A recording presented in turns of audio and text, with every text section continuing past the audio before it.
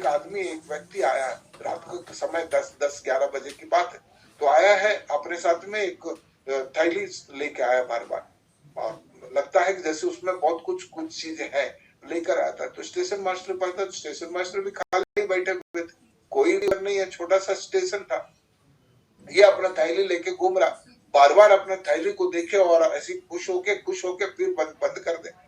तो station master के दिमाग में आया कि इसमें हो ना हो पैसा बहुत भरे हुए हैं, वो किस तरह से मैं पैसा लाऊं, जबकि उस स्टेशन मास्टर उसके दिमाग पर नहीं आना चाहिए, लेकिन उसका दिमाग में आ गया। तो उसने क्या किया है कि पोर्टर को बुलाया, जो कुली होता है उसको बुलाया, बोलता है देखो उसके पास बहुत पैसा है, ये जब भी झपकी लगाएगा सोएगा तो तुम जो है ना धीरे से उसको मार दो, तो वो पैसा हम लोग बांट लेंगे। ये बात हो गई। अब वो आदमी सो नहीं रहा था, धीरे धीरे घूम रहा था, फिर एक बार एक चबूतरा मिला तो वहां पर जाकर के बैठ गया, ऐसे लेटा रहा, थोड़ा सा लेटा। तो इतने में फिर वो उसको बुलाता है, कुली को बुलाता है स्टेशन मास्टर, बोलता है सुन लो अभी वो सोया हुआ है, तो धीरे से उसके बाजू में जाओ और जब भी मौका मिले उसको मार दो। बोला ठीक है। तो कुछ देर के बाद में क्या होता है कि इत्तेफाक से 11, साढ़े 11, 12 बज गया, तो अचानक इसका नींद खुलती है। बोलता है अरे यार मैं सो गया हूँ, गलत किया हूँ, थैले में पैसा रखा हुआ, मैं कैसे करूंगा। फिर वो टहलने लगता है। तो जैसे टहलने लगता है तो थोड़ी देर के बाद में स्टेशन मास्टर खुद ही आ जाता है, बोलता चलो मैं इधर ही विश्राम कर लेता हूँ थोड़ा। अभी तो वो पता नहीं कहाँ घूम रहा है, तो पोर्टर भी उसके साथ, कुली भी घूम रहा होगा, वो तो मार ही देगा, चलो मैं ही आराम करता हूँ। तो ये आराम करने सो गया, चादर ओढ़ करके भी उसी जगह में सो गया। तो जैसे सोया तो पोर्टर को लगा अरे ये तो वही आदमी है जो धनवान, जो पैसा लेके बैठा हुआ। तो उसने देखा नहीं चेहरा, असली में वो स्टेशन मास्टर सो रहा था। वो आकर उसको मार दिया। मारने के बाद में सवेरे उठा तो पूरा आकार मच गया, पूरा गांव में हो गया ऐसी भैंस कैसी मार दिया।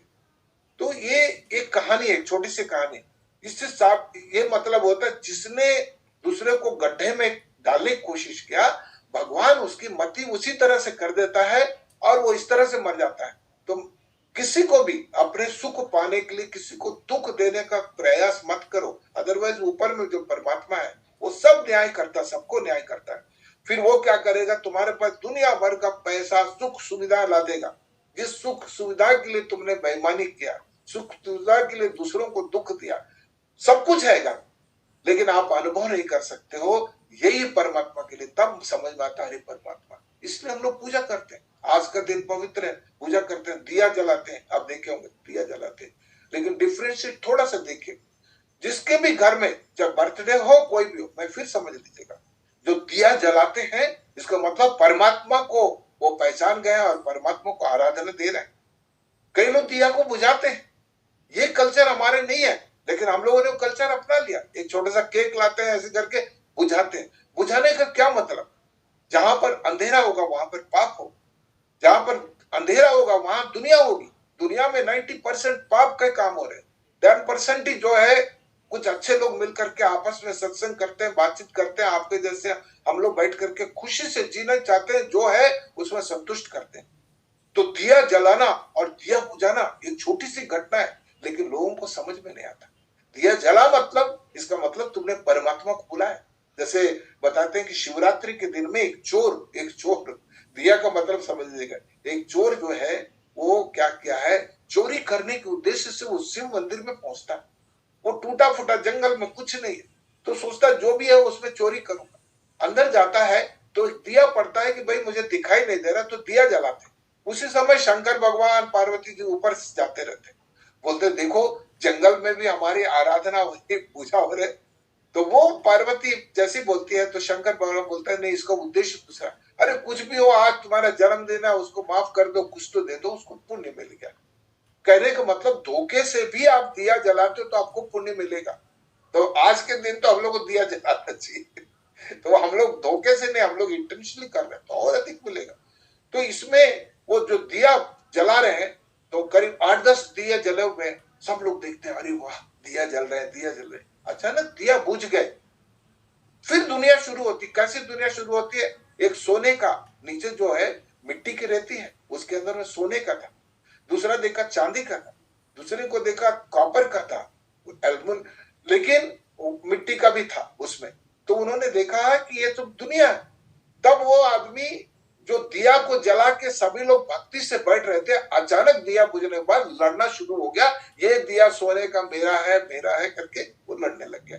इसका मतलब दिया बुझना और दिया जलना, इसमें भी उन्होंने ये बताया।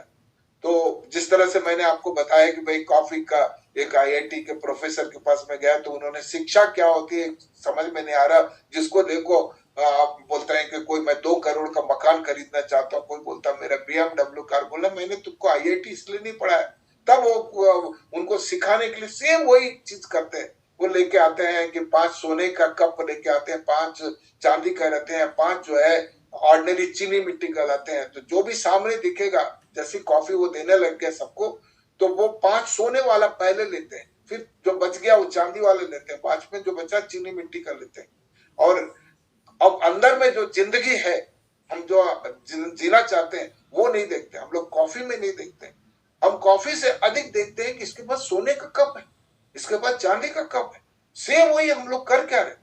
आजू बाजू में आपका हेल्थ खराब है, सब कुछ खराब है, आप ध्यान नहीं दे रहे हो, घर में बच्चे पढ़ नहीं रहे हैं, बच्चों की ऐसा, लेकिन हम लोग बोलते हैं अरे उसके घर में बीएमडब्ल्यू कार है, मेरे यहाँ नहीं है, फिर अपने हस्बैंड को डांटते हैं। तो कहने का मतलब है कि वो प्रोफेसर भी यही समझाने की कोशिश करते हैं, एजुकेशन का मतलब ये नहीं होता, शिक्षा का मतलब आपका बदलाव, आपके अंदर में आपका एटीट्यूड, आपका बिहेवियर वो कैसी बदला, वो शिक्षा का मतलब है। शिक्षा का मतलब तुमको पैसा अर्न करना नहीं है।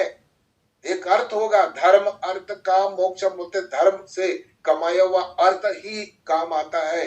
काम जो डिजायर से आपकी इच्छा शक्तियां बहुत सारी, ये ले लो वो ले लो, वो कम करोगे तभी तुमको मोक्ष मिलेगा। लेकिन हमने क्या किया है कि धर्म को हटा दिया, मोक्ष को हटा दिया, बीच में अर्थ, खूब पैसा कमाओ, खूब ऐश करो, और लग्जरियस सामान जितना लोगों, उसी को हम दुनिया समझे। इसलिए उसने, उस प्रोफेसर ने उनको बताया कि देखो तुम लोग का चेहरा देख रहा हूं, कोई भी कॉफी का स्वाद नहीं ले रहे, कभी तुम्हारे मुंह से नहीं आया कि प्रोफेसर साहब आपको धन्यवाद, कितना अच्छा कॉफी बनाया, कोई नहीं बोल रहा। सब एक दूसरे से नफरत की दुनिया में सेम वही हम लोग कर रहे हैं। तो उसने बोला, जाते जाते यही बोलता है, उस कॉफी को बनाने के लिए मैंने दूध, शक्कर और जो कॉफी का टिक्का, मैंने सबको बराबर डाला।